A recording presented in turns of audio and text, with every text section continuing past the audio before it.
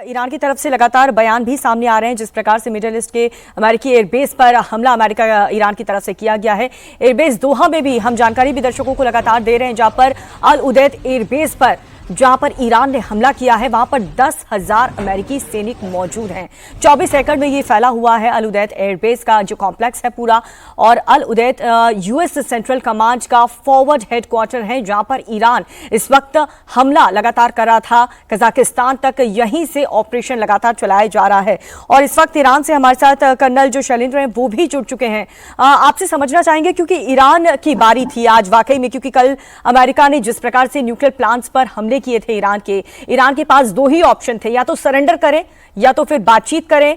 और आज ईरान ने जो स्टैंड क्लियर किया है अमेरिकन एयरबेस पर हमला करके, ईरान का स्टैंड क्लियर हो चुका है कि वो रुकने वाला नहीं है, वो भी जवाब देगा। जय हिंद, नमस्कार। देखिए, जब इस तरह की कोई भी बात होती है तो बातचीत उससे पहले भी चल रही थी, बातचीत तब भी चल रही थी, बातचीत अब भी चल रही है, बातचीत आगे भी चलती रहेगी। बट दैट डजंट मीन कि ऑप्शंस आपके पास ज्यादा है। ईरान के पास सिर्फ और सिर्फ एक ही ऑप्शन था कि क्या वो यूएस की धरती के ऊपर कुछ करे या यूएस के असेट्स को कहीं कुछ करे। बड़ी क्लैरिटी है कि धरती पर नहीं पहुंच सकता, इसलिए इवन यूएसए ने भी अनाउंस किया था कि हमारे किसी भी कहीं भी कोई असेट को अगर आप अटैक करते हैं, अगर आप तो उसको एस्केलेटरी माना जाएगा, उसके खिलाफ फिर हम रिटेलिएशन करेंगे। सो ऑब्वियस बात है, जो आपकी रेंज है, जो आपकी रीचेबिलिटी है, वो 1,000 से 1,500 से ज्यादा आपके पास नहीं है जिस पर आप इफेक्टिवली कर पाएंगे। और कतार अपने आप में एक शो विंडो में इसलिए भी आता है, लार्जेस्ट एयर बेस है यूएस का, सब 1996 या उस समय का ये कुछ बना हुआ है। आप ही अभी बता रही है 24 एकड़ सेंटकॉम का हेडक्वार्टर है। और आपको सबसे ज्यादा अजीबोगरीब बात लगेगी कि इसमें इस सेंटकॉम में इनके पास यूके के डेपुटेशन पर सोल्जर्स और ऑफिसर्स भी आते हैं। सो अब आप ऑटोमेटिकली देख रहे हैं कि यूके का भी इन्वॉल्वमेंट आ जाएगा। ज्यादा बड़ी बात यह है कि अब यूएस के पास एक ऑप्शन होगा कि क्या वो एक बड़ा एक्शन लेता है या नहीं, क्योंकि ईरान ने अब अपने पत्ते खोल दिए हैं कि यस, हमने बोला था हम अटैक करेंगे।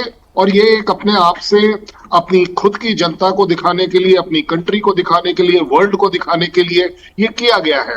और इसकी जो सो कॉल्ड एक ग्रीन लाइट जो है, वो आज मुझे लगता है वो रशिया से जरूर मिली होगी, जिसमें कहीं सपोर्ट की बात होगी, कहीं पुतिन ने कोई किसी भी तरह की बात करेगी। और हालांकि आकलन किए जा रहे हैं 10 तरह के, बट मेरा अपना आकलन है कि इस तरह की चीजें स्टेज मैनेज करके नहीं दिखाई जाती, क्योंकि वो जो मिसाइल है, चाहे वो 6 मिसाइल ले लीजिए, 10 मिसाइल ले लीजिए, वो बोलना बड़ा आसान है, लेकिन अपने आप में अगर वो इंटरसेप्ट नहीं होती, अगर वो अपने टारगेट पर गिरती, ये सारी चीजें बहुत ज्यादा लेवल पर स्टेट मैनेज नहीं हो सकती। वो भी स्पेशली ईरान जैसी कंट्री जो अपने आप को इस समय एक स्ट्रॉन्ग कंट्री के तौर पर दिखाना चाहता है। आई डोंट थिंक बहुत ज्यादा इसमें स्टेट मैनेजमेंट रहा होगा या वो कर पाएंगे। और क्योंकि आपने, ये तो वो वाली बात हो जाएगी ना कि अगर वहां से वो 400 किलो यूरेनियम निकल भी गया एक सेकंड के लिए, अगर जो प्रोपोगंडा चल रहा है कि वो निकल गया, तो अगर निकल गया तो वेल वेरी गुड, आप उसको अनाउंस क्यों करेंगे? आप तो उसे क्वाइटली निकाल कर ले जाएंगे और अपने न्यूक्लियर प्रोग्राम को कहीं और डेवलप कर लेंगे। ये आप इतना जब करते हैं कि आप यूएस को दिखा रहे हैं कि आपकी इफेक्टिव नहीं रही, अब उसी तरह अगर हम ये दिखाएं कि शायद कतार और इराक के एयर बेसेस, जो मिलिट्री बेसेस हैं, उसके ऊपर अटैक स्टेज मैनेज रहा होगा, I think that's a very tough call. बिल्कुल। और कर्नल दिनेश जी, जिस तरीके से अमेरिका का ये जो पैटर्न की हम बात कर रहे थे कि जब जब अमेरिका के खिलाफ कोई गया है, चाहे वो इराक हो, लीबिया हो, तख्ता पलट वहां पर हुआ है। ईरान में भी उनकी यही कोशिश है कि तख्ता पलट हो जाए, लेकिन खामेनेई जिस तरीके से रुख अख्तियार कर रहे हैं, वहां पर साफ तौर पर खामेनेई की तरफ से भी कह दिया गया है कि करारा जवाब अब मिलेगा, बारूदी हमला अब होगा, इजरायल को भी भुगतना होगा और अमेरिका को भी। देखिए दीपिका, खबरें तो आई हैं ऐसी कि इनके कुछ सेना के लोग, इनके कुछ जो फॉरेन में लोग रहते हैं, उनके रिश्तेदार और कुछ लीडरान जो वहाँ के हैं, इन सब के मिली भगत के साथ में ऐसा कुछ जो चल रहा है वहाँ पे, जिससे कि खुमैनी को चैलेंज किया जाए। लेकिन मेरा व्यक्तिगत मानना यह है कि अभी ईरान के अंदर नेशनलिज्म इतने हाई लेवल के ऊपर है क्योंकि देखो ईरान के अंदर दो तरह के लोग हैं। एक तो वो है जिन्होंने 1979 के टाइम पे आयतुल्लाह खुमैनी का जो पूरा वो इस्लामिक रिवॉल्यूशन हुआ था उसको देखा था और वो उसकी लय में भय थे। और एक बहुत बड़ा तबका अब ईरान में ऐसा है जो यूथ है, जैसे कि जिन लोगों ने पिछले 2 साल पहले आपने देखा कि महिलाओं के अधिकार के लिए सड़कों पे निकल के क्या क्या किया और काफी आवाजें इनकी उठ रही थी। लेकिन इस समय पे सभी के सभी ईरानी जितने भी लोग हैं, दोनों दो तबके हैं, वो अभी हाई नेशनल उसमें इमोशंस के अंदर है। तो अभी इस टाइम पे ये होना मैं नहीं समझता। हाँ, अभी जो सिचुएशन है दीपिका, अभी इजराइल ने थोड़ी देर पहले ही तेहरान पे एयर अटैक पलटवार कर दिया है, एयर अटैक हो गया है। उधर कतर ने भी इनको वार्न किया है कि आपने हमारी संप्रभुता पे अटैक किया तो हम भी अटैक करेंगे। और साथ ही साथ सऊदी अरब से कुछ फाइटर एयरक्राफ्ट अमेरिका के उड़े हैं जिनका डायरेक्शन ईरान की तरफ है। तो इसलिए मैं कह रहा था कि अभी इस स्टेज पे ये कहना कि स्टेज मैनेज है, क्या पुतिन ने जो बात की थी आज डोनाल्ड ट्रंप से या नेतन्याहू से या इजराइल के अंदर जो उनके प्रेसिडेंट है पेजेस्कियान, उनसे बात की थी, तो क्या ये स्टेज मैनेज हो रशिया के लेवल पे किया गया था कि नहीं? और क्या सिर्फ पुतिन की बातचीत सिर्फ बात को नॉर्मलाइज करने की थी कि आगे ये बढ़े ना, युद्ध यहीं पे खत्म हो जाए, सीज फायर हो जाए? लेकिन जो सिचुएशन डेवलप हो रही है अमेरिका के सिचुएशन रूम से देखे ग्राउंड के ऊपर, वो थोड़ा थोड़ा चेंज होता जा रहा है। इसलिए मैं कहूंगा कि अभी कुछ कहना गलत होगा। We will have to wait and watch. बिल्कुल, और पुतिन ने भी नाराजगी आपत्ति जताई थी जिस प्रकार से अमेरिका ने न्यूक्लियर पावर प्लांट ईरान के हमला किया था। कहा था पुतिन ने भी कि ये गलत है। हमारे सहयोगी भी यहाँ पर शोएब रजा बने हुए हैं। शोएब, और क्या इन्फॉर्मेशन, क्या अपडेट मिल रही है? क्योंकि मिडिल ईस्ट में कई सारे अमेरिका के एयरबेस है, कहाँ कहाँ सायरन सुनाई दे रहे हैं, कहाँ कहाँ हमले हो रहे हैं? बिल्कुल, देखिए जो ज़्यादा जानकारी है वो इराक से इस वक्त है। वहाँ पर सुसाइड जो ड्रोन है उसका इस्तेमाल किया गया है ईरान की तरफ से, और इराक चूंकि बहुत नज़दीक भी है, वहाँ आसानी के साथ निशाना बना सकता है ईरान, इसलिए वहाँ पर ये खबर है कि शायद वहाँ पर असर भी हुआ है। इसके अलावा कतर की अगर बात करते हैं तो कतर जो सरकार है वो इस बात को कह रही है कि उस तरह से सक्सेसफुल वहाँ पर नहीं हो पाए मिसाइल, लेकिन ईरान ये दावा कर रहा है कि उसकी तरफ से 6 मिसाइल हिट किए गए थे जो सभी सक्सेसफुल है, और अगर ऐसा हुआ है तो फिर वहाँ बेस पर नुकसान भी बड़ा होगा। हालांकि हमने कुछ दिन पहले तस्वीरें ये देखी थी कि जो वहाँ पर जो जंगी जहाज थे अमेरिका के, उनको हटा दिया गया था कुछ जगहों से। तो क्या उस बेस से भी जो भी इस तरह की चीजें थी उसको हटाया गया था क्या, या फिर नुकसान हुआ है अमेरिकन बेस पे, ये भी अहम होगा। जिस तरह से अमेरिका में इस वक्त मीटिंग चल रही है तो ये बात तय मानी जा रही है कि ईरान पर आज ही रात हो सकता है कि फिर से हमला हो। और पूरे मिडिल ईस्ट में हम देख रहे हैं कि बहुत सारे लोगों से हमारी बात भी हो रही है वहाँ पर मैसेजेस के जरिए। एक अफरा तफरी है, जो बाहर के लोग रह रहे हैं, खास तौर पर चाहे वो भारत के भी लोग हो, तो उनको उनके लिए एक परेशानी जरूर खड़ी हो गई, क्योंकि लाखों लोग रहते हैं, चाहे कतर हो, सऊदी अरब हो, यूएई हो, इन तमाम जगहों पर अगर ये चीजें बढ़ती है तो इन तमाम लोगों को, क्योंकि ईरान से हम देख रहे हैं, इजराइल से देख रहे हैं कि इजराइल से भी आज फ्लाइट आनी है दिल्ली में। इसके अलावा ईरान से हम देख रहे हैं कि बहुत सारी जो फ्लाइट है भारतीयों को लेकर भारत सरकार निकाल रही है, और अगर ये दायरा इस तरह से बढ़ता है तो फिर भारत सरकार पर और ज्यादा दबाव होगा, और ज्यादा लोग, लाखों लोगों को निकालने का जो सिलसिला है वो किस तरह से शुरू होगा, ये भी एक बहुत बड़ी चुनौती बन जाएगी हमारे देश के लिए भी। तो लगातार ये चीजें बढ़ती जा रही है, और चाहे इराक हो, कतर हो, इसके अलावा चाहे बहरीन हो या यूएई हो, तमाम जगहों पर जो सायरन है वो हमने सुने हैं। और वहाँ जो भी अमेरिकन हम देखते हैं कि वहाँ पर जो बेसिस है वहाँ ये कोशिश की जा रही है कि अगर दोबारा से, क्योंकि अब ईरान हमला नहीं करेगा, इस तरह की खबर आ रही है कि जब तक अमेरिका की तरफ से कोई रिएक्शन इस सिलसिले में नहीं आता। लेकिन ये बात सच है कि अमेरिका की, क्योंकि वो सुपर पावर है, वो कहता है कि मैं सुपर पावर हूँ, और हमारे किसी भी बेस पर हमला किया गया तो सीधे जंग की जो बात कही गई थी अमेरिका की वो सीधा शामिल। हालांकि उसने जो परमाणु संयंत्र है उनको निशाना बनाया, लेकिन वो लगातार सुबह से ये बात कह रहा था कि ईरान अगर अब हमको, हमारे बेसिस को निशाना बनाता है तो फिर जो कार्रवाई होगी वो एक निर्णायक होगी। तो उसी को लेकर मीटिंग चल रही है। आगे किस तरह की चीजें होती है ये बहुत ज्यादा एक देखने वाली बात होगी। इसके अलावा जिस तरह से रशिया या चाइना का जो भी रुख है वो भी हमने देखा है कि वो सीधे तौर पर तो किसी जंग में शामिल नहीं होने वाले, लेकिन रशिया की तरफ से कहा गया है कि जरूरत का जो सामान है वो ईरान को देते रहेंगे। अब वो क्या सामान है, किस तरह की चीजों की आपूर्ति उसकी तरफ से की जाएगी, और वो क्या वाकई ईरान को इस हद तक फायदा या ताकतवर बनाने में कामयाब हो गए क्या कि वो अमेरिका का जो मुकाबला है वो कर सके? जाहिर सी बात है कि जो सैन्य जो लोग हैं सेना से जुड़े हुए अलग अलग जगहों से, वो इस बात को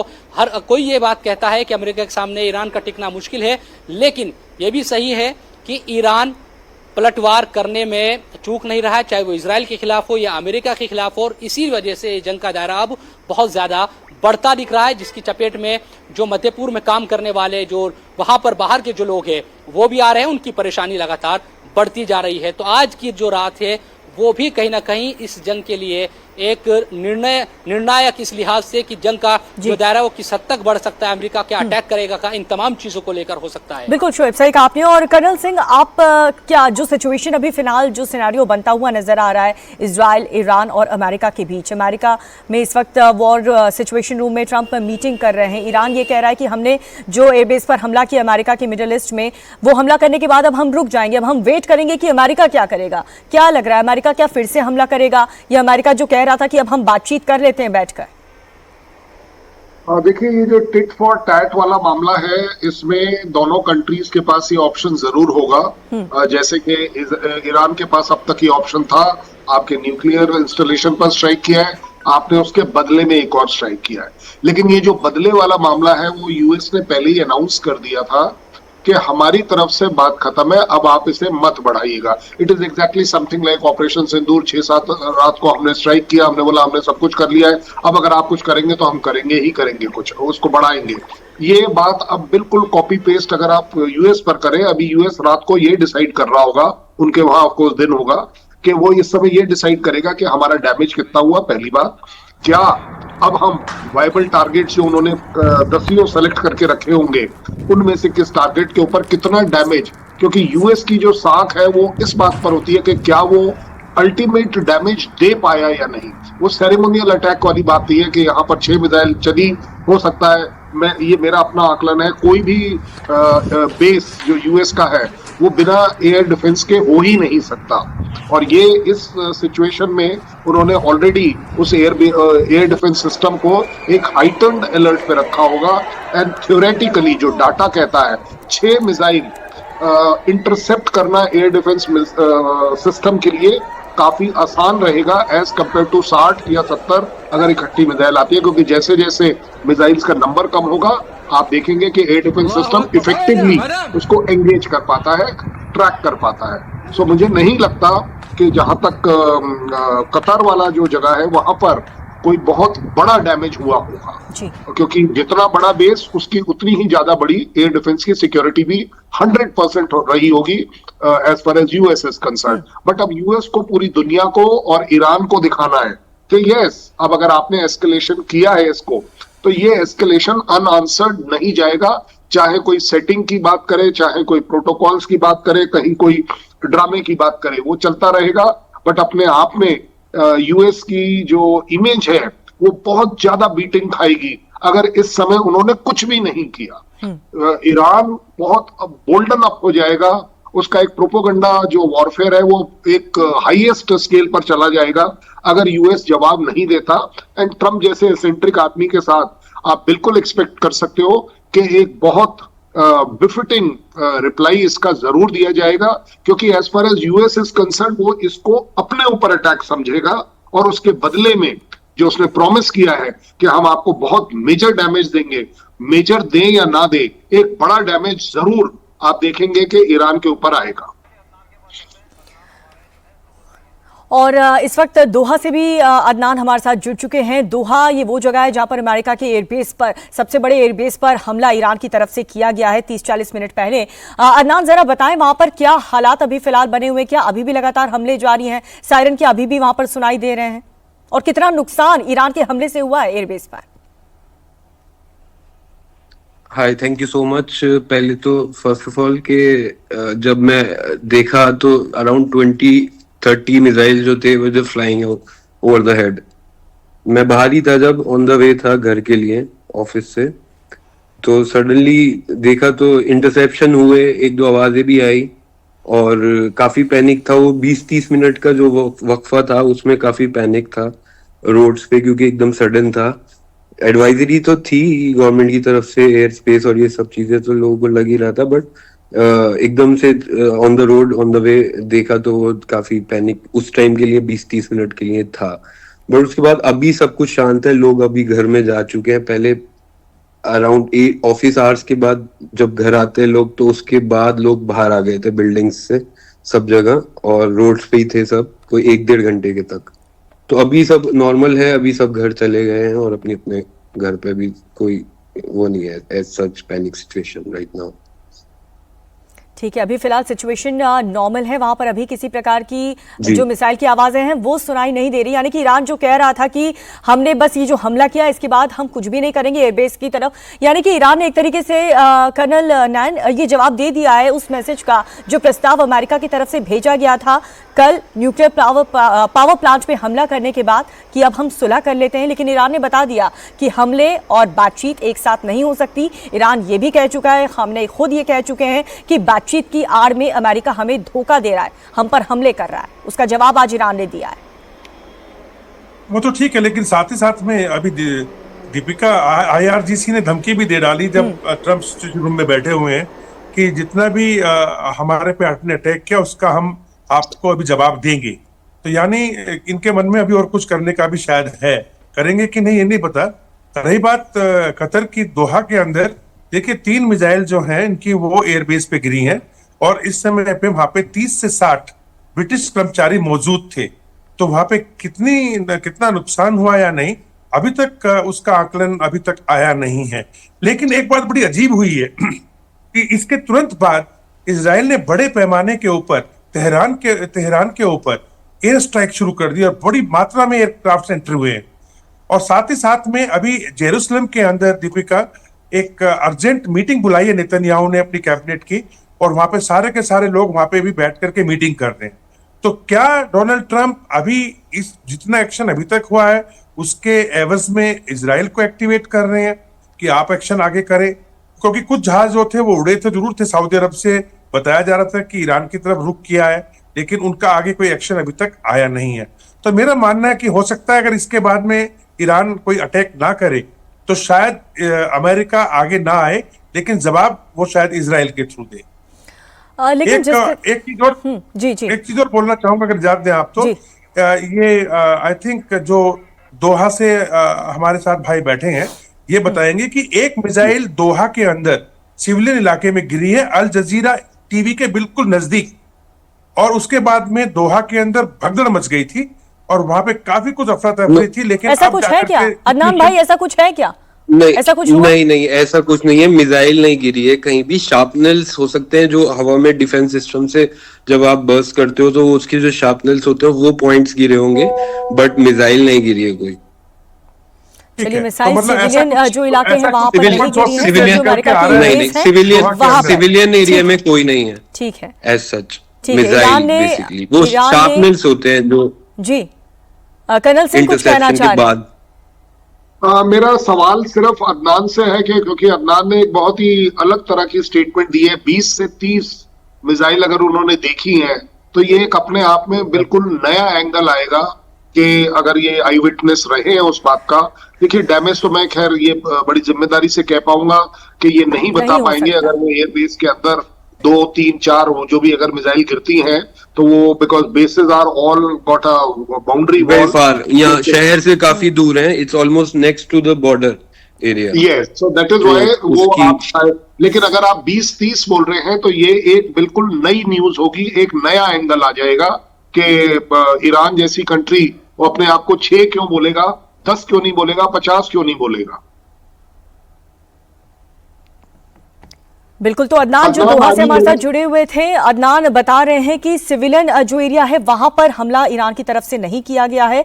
जो अमेरिका के एयरबेस थे उसे ईरान ने बाकायदा टारगेट करके वहां पर मिसाइलें दागी हैं और अब ईरान ये कह रहा है कि अब हम रुक जाएंगे, अब हम वेट करेंगे कि अमेरिका की तरफ से क्या रिएक्शन सामने आता है, क्या अमेरिका हमला करेगा। और जिस प्रकार का एटीट्यूड की बात हम ट्रंप की कर रहे थे वो शांत बैठने वालों में से तो नहीं है। डॉक्टर भरत बाराई, जिस प्रकार से ईरान हमला कर रहा है और अमेरिका के बेस पर हमला कर रहा है, ये क्या पुतिन का सपोर्ट, क्योंकि ईरान भी बहुत अच्छे से ये जानता है, खामनेई अच्छे से जानते हैं कि अमेरिका से नहीं जीत पाएंगे। इतने भारी भरकम जो बॉम्बर्स जिसे न्यूक्लियर प्लांट में हमला करने में असफल इजराइल रहा, उसे अमेरिका ने कर दिखाया है। ऐसा है कि पुतिन ने क्या होता बोला वो तो मालूम नहीं है, लेकिन उनके संबंध ट्रंप के साथ अच्छे हैं, तो वो अपना संबंध रखेंगे।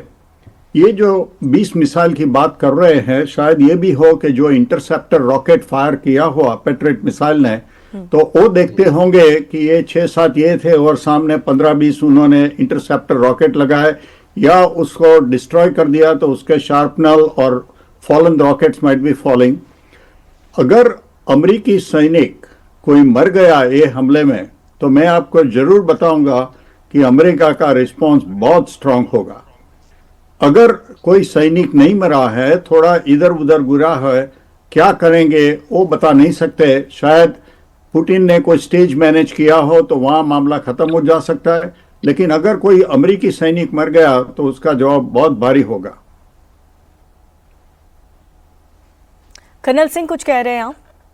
डॉक्टर साहब, मेरा आपसे सिर्फ एक सजेशन ये है कि, या मेरा अपना आकलन आपकी बात पर है, कोई मरेगा या नहीं मरेगा, यूएस का सोल्जर या नेटो का सोल्जर या यूके का सोल्जर, मुझे नहीं लगता कि इस समय वो ज्यादा मैटर करेगा। जो एडवर्टाइजमेंट वैल्यू है, प्रोपोगंडा वैल्यू है, इफेक्टिव वैल्यू है, वो इस बात की है, ईरान है स्ट्रक बैक।